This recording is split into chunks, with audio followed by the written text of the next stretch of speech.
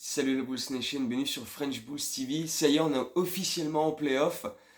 C'est quand même quelque chose d'assez important pour nous. Bon, ça vient parce que Cleveland a perdu sur le parquet d'Orlando. Parce que bon, bah nous, forcément, on n'a pas gagné nos matchs. Mais voilà, maintenant, il y a plus assez de matchs pour que Cleveland soit capable de nous rattraper, quoi qu'il arrive. Donc, on est officiellement en playoff pour la première fois depuis 2017. Euh, Après avoir vécu 4 années dégueulasses de tanking avec Garpax, avec Jim Pollen, avec Fred Hoiberg, ah, toutes ces conneries. L'année dernière, la première année avec Karnišovas, Eversley, Billy Donovan, tout ça, on a été un petit peu monté en puissance et là ça se confirme cette saison avec cette qualification en playoff. Euh, le problème c'est que c'est le seul point positif en ce moment. Parce que là en termes de résultats, de jeu, de blessures, c'est déprimant. C'est déprimant. Euh, la défaite à Miami, celle de cette nuit contre Milwaukee, enfin pas à Miami mais contre Miami, et cette nuit contre Milwaukee, c'est toujours les mêmes choses. On se fait défoncer par des équipes meilleures que nous, on se fait ouvrir sur les pick and roll, on se fait totalement exploiter et exposer. Offensivement, on n'arrive pas à grand chose, c'est toujours trop individualiste. Enfin, c'est un peu toujours la même chose. Euh, Tu regardes un petit peu toutes nos défaites contre les grosses équipes, c'est à peu près toujours le même score d'ailleurs, hein. En général, on prend plus de 125 points et on galère à en mettre 110. Donc c'est à peu près tout le temps le même type de branlée. Bon, il n'y a pas vraiment de changement à ce niveau-là. Tu as des joueurs absents et tu personne derrière qui est capable de prendre le relais. Miami, Kobe White 0 sur 9 au shoot, 0 sur 7 à 3 points, match absolument cataclysmique. Là, cette nuit contre Milwaukee, t'as pas Zach LaVine, Vucevic, 3 sur 19 au shoot, bientôt plus de fautes que de points. Enfin, tu peux pas survivre comme ça. Tu peux tout simplement pas survivre comme ça. Donc la dynamique, le jeu, la défense, l'attaque, les systèmes, en ce moment, en termes de positif, il y a juste le fait qu'on évite le play-in, qu'on est officiellement qualifié en playoff, qu'on va finir sixième, parce que bah là on va pas finir cinquième, hein, on va pas repasser devant Toronto, hein. Là c'est mort, c'est trop tard. Euh, mais voilà, là c'est le seul petit rayon de soleil, c'est qu'on va éviter le play-in, et heureusement, parce que je pense que si on descendait jusqu'en play-in, là avec la dynamique, avec le pas, pas l'attitude, mais on va, c'est tellement tristoun en ce moment à Chicago que là, si tu descendais en play-in, moralement, tu touchais le fond et à mon avis, ça aurait été très, très, très, très, très compliqué. Donc on s'évite cette frayeur-là du match à élimination directe. Et tant mieux. Maintenant, il reste 3 matchs. Boston ce soir, Charlotte vendredi. On va à Minnesota dimanche. Il faut reposer nos blessés. Caruso, il a joué ce soir alors qu'il ne s'est pas entraîné depuis 2 jours. Il a super mal au dos, il a des spasmes au dos. Moi, je veux plus le revoir sur les 3 matchs là. Repos, repos, repos. Zach Lavine, il n'a pas joué ce match-là cette nuit parce que son genou gauche continue de l'inquiéter un peu. Et même pour le match de ce soir contre Boston, il était annoncé incertain avant le match. Repose-le, c'est bon. Mets-lui le genou dans de la glace et on n'en parle plus. Je veux plus le voir avant le début des playoffs. On sait toujours pas contre qui d'ailleurs parce qu'il y a 3 équipes qui ont exactement le même bilan aux places 2, 3, 4 de la conférence Est. Donc nous on affrontera le troisième puisqu'il est écrit qu'on va rester sixième, hein. On peut plus descendre septième et on va pas rattraper Toronto, c'est mort. Euh, donc on va être sixième, on affrontera le troisième, mais à l'heure actuelle, le deuxième, le troisième et le quatrième, qui sont donc Philadelphie, Boston, Milwaukee, euh, ont exactement le même bilan. 49-30. Donc il leur reste 3 matchs chacun. Et jeudi, il me semble qu'il y a Boston-Milwaukee, donc ça va être à suivre. Ouais, Boston est en back-to-back avec nous ce soir et Milwaukee le lendemain. Donc voilà, Miami, ça va être compliqué parce qu'ils ont 2 victoires d'avance sur le trio. Et du coup, bah, ça paraît quand même assez peu probable qu'ils se retrouvent troisième. Il faudrait que 2 équipes leur passent devant sur les derniers matchs. Ça me paraît un peu compliqué. Donc voilà, ce sera soit Boston, soit Philadelphie, soit Milwaukee. On va voir comment ça va se dérouler dans les 4-5 jours qui restent. Mais voilà, on sera fixé assez rapidement avec évidemment bah, un début de série de playoff à l'extérieur, hein, vu qu'on va être sixième. Euh, mais bon, ça on le savait. Euh, le souci, voilà, maintenant, c'est les blessures, quoi. Parce qu'avant le match, on nous a appris que Lonzo, c'est mort, quoi. Il lui avait laissé au repos pendant une dizaine de jours. Ensuite, il avait, il avait recommencé à courir un petit peu et il voulait voir dans la journée de mardi, en intensifiant les efforts, en faisant les courses à haute intensité, s'il ressentait la même gêne qu'avant les 10 jours de repos. Et apparemment c'est le cas, donc du coup ben il n'y a pas de retour pour la suite qui semble faisable quoi. Déjà là pour la saison régulière c'est mort, et de toute façon ça aurait servi à rien.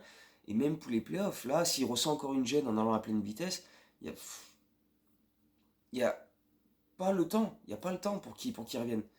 Même si c'est vrai qu'avec le play-in, maintenant qu'il y a le play-in, ça laisse un peu de marge aux équipes qui sont qualifiées directement, ça laisse des jours de repos. Mais là c'est improbable que Lonzo revienne. Donc c'est pas annoncé officiellement, mais il y a déjà eu des tweets de Shams et de Woj pour dire qu'il y avait de fortes chances que ce soit fin de saison pour Lonzo et on le reverra en octobre au training camp, quoi. Ce qui est probablement la meilleure solution. Quel intérêt de le faire revenir, euh, au mieux peut-être au match genre au match 3 ou 4 d'une série de playoffs, contre les Bucks, contre les Sixers ou contre les Celtics, où bah, la série sera peut-être déjà probablement bien endommagée. Pas grande chance de passer ce tour-là et de viser plus loin que ça. À mon avis, vaut mieux tirer un trait direct dessus et dire bon allez, Lonzo, là, repos, et on verra cet été pour tout ça, parce que là de toute façon, ça sert plus à rien. Donc, voilà, ça fait partie de ces nouvelles qui sont, même si on s'y attendait, parce qu'on savait que Lonzo, voilà, c'était un peu compliqué au niveau de sa blessure, etc.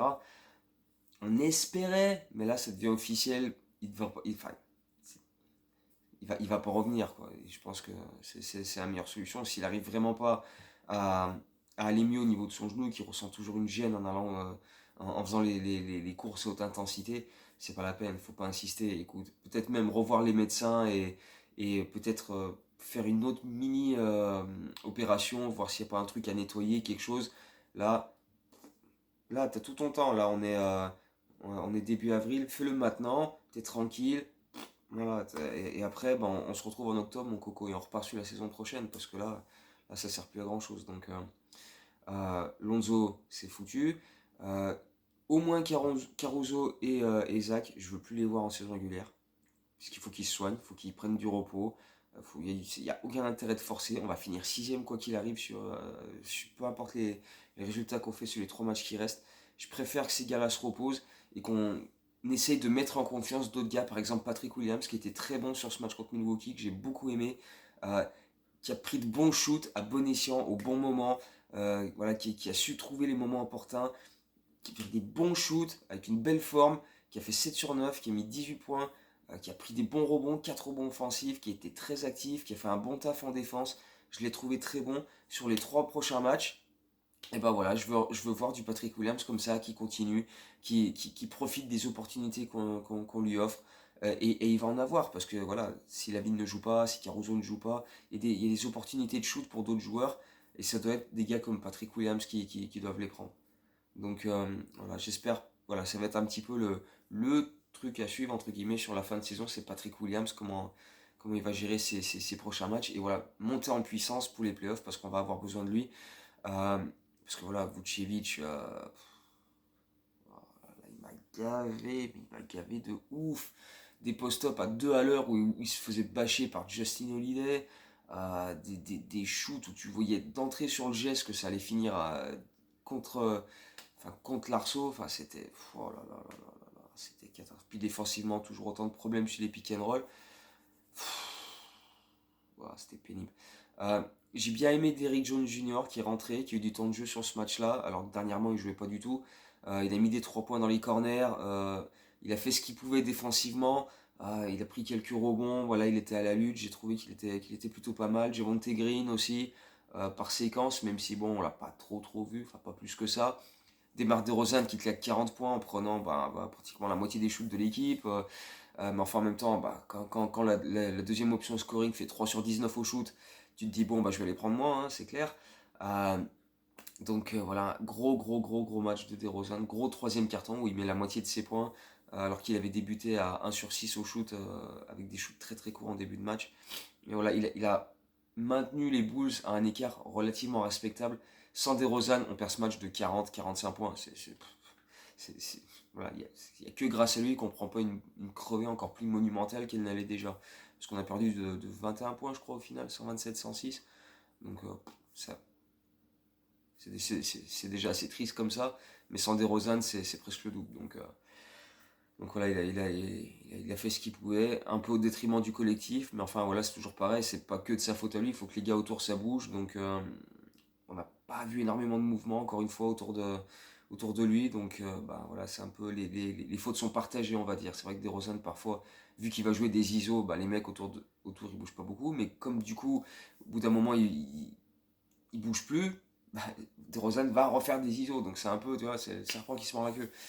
Euh, donc bref, c'est compliqué d'imaginer à l'heure actuelle les Bulls faire quelque chose en playoff de vraiment passionnant parce que offensivement, on est bloqué. Défensivement, on se prend des 125, 127, 130 points tous les soirs. Là. 127 contre Miami, 127 contre les Bucks, 130 contre les Clippers. Bon, c'était en prolongation, ok. Mais bon, on en a pris 126 à New Orleans il y a 2 semaines. Franchement, peu importe l'adversaire contre nous en premier tour, il y a quand même très peu de chances qu'on fasse grand chose. Donc c'est un peu cool. On est en playoff, ça va faire de l'expérience pour nos gars. Zach LaVine va enfin disputer ses premiers playoffs, même s'il va pas être à 100%. Euh, des joueurs comme Patrick Williams, Kobe White vont apprendre, Ayo Dosunmu également. Voilà, c'est des gars qui vont goûter les playoffs pour la première fois. Il y en a quand même pas mal dans cette équipe. Euh, c'est que du positif d'y être. Après, si on prend 4 crevés et qu'on gagne pas un match, ouais, c'était cool d'y être, mais enfin bon.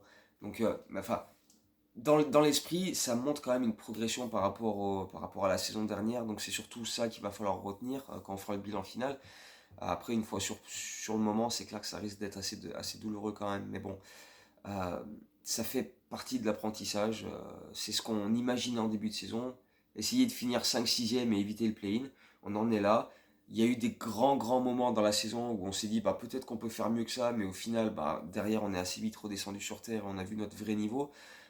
Donc je pense qu'on est à notre place au final, parce que c'est relativement équilibré entre les moments où on était très bien et les moments où on était très bas.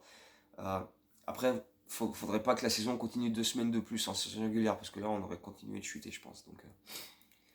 Donc voilà, là, je pense que la dynamique est pas belle. C'est pour ça que je vois vraiment pas comment on peut finir à une autre place que 6ème. Euh, voilà, on va aborder les playoffs comme on peut, en essayant voilà, peut-être, je sais pas, créer la surprise, être plus agressif sur les premiers matchs. Mais là, ça en prend quand même pas trop le chemin. Donc on va voir là comment on va terminer la saison régulière en espérant qu'il n'y ait pas d'autres blessés et que ben, voilà, on puisse avoir Caruso et Lavigne relativement proches des 100% quand les playoffs débuteront. Et puis voilà, après, ben, advienne que pourra, c'est de l'expérience pour la suite. Quoi. On continue de développer le projet, euh, donc voilà, c'est bien d'être en playoff quand même. Voilà, maintenant, faudra essayer de ne pas y aller juste pour faire de la figuration et apprendre pour revenir plus fort la saison prochaine et voir où on doit s'améliorer. Parce que moi, ce qui m'inquiète le plus au final, c'est que là, on a joué 79 matchs de saison régulière et les défauts qu'on annonçait en début de saison, ils sont toujours là. On n'a pas réglé ça. Donc, je vois pas pourquoi on les réglerait maintenant, à 3 matchs sans enjeu du début des playoffs. Donc voilà, l'apport du banc en termes de scoring, la défense sur pick and roll, enfin c'est tous des problèmes qu'on énonçait au début et qu'on a toujours maintenant.